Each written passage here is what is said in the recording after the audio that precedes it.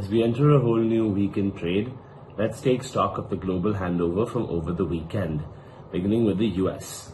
Stock futures actually rose last night post the carnage that we saw towards the end of last week, where both futures and live markets took a fair beating on the back of delayed stimulus. The stimulus bill is still currently being debated by the Democrats and the Republicans. There's no firm decision regarding that yet.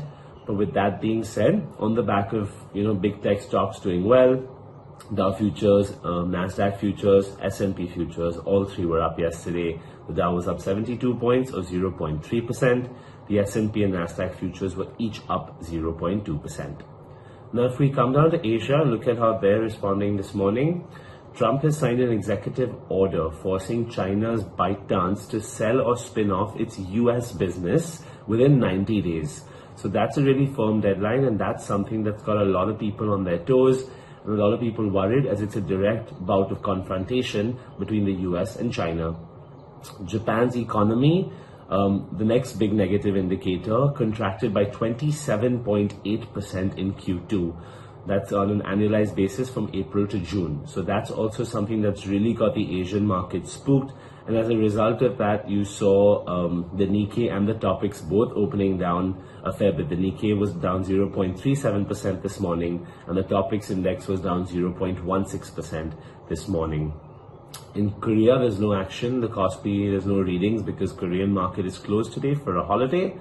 So the only other region we can look at is Australia, and if we look at Australia, the S&P and ASX 200, which is the benchmark there, is also down 0.3%.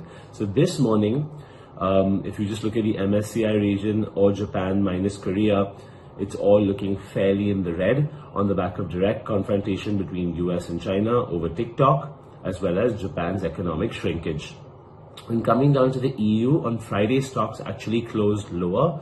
The UK has been a country that has imposed a 14-day travel restriction and quarantine period on all new arrivals in the country. So that's really good, and specifically from France, I beg your pardon. So that's going to definitely create some jitters, and it's going to prohibit and inhibit a lot of people from traveling.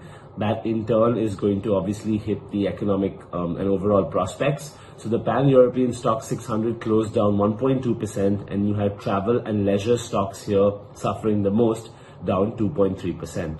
On the back of this same news, oil prices also facing challenges as more and more countries are either re-entering lockdown or imposing stricter travel restrictions as we now get into Q3, which is when things were supposed to essentially cool off. Oil demand is now becoming a real concern. Another key issue for oil is that the OPEC countries are going to revamp production, and in fact, two of the OPEC players this month will be increasing their output. So that's also going to create a lot of supply and again create some downward pressure on your prices if demand doesn't pick up soon. So Brent crude on the back of this over the weekend has fallen 10 cents to $44.86 per barrel, and then West Texas Intermediate has fallen around 23 cents at $43 per barrel.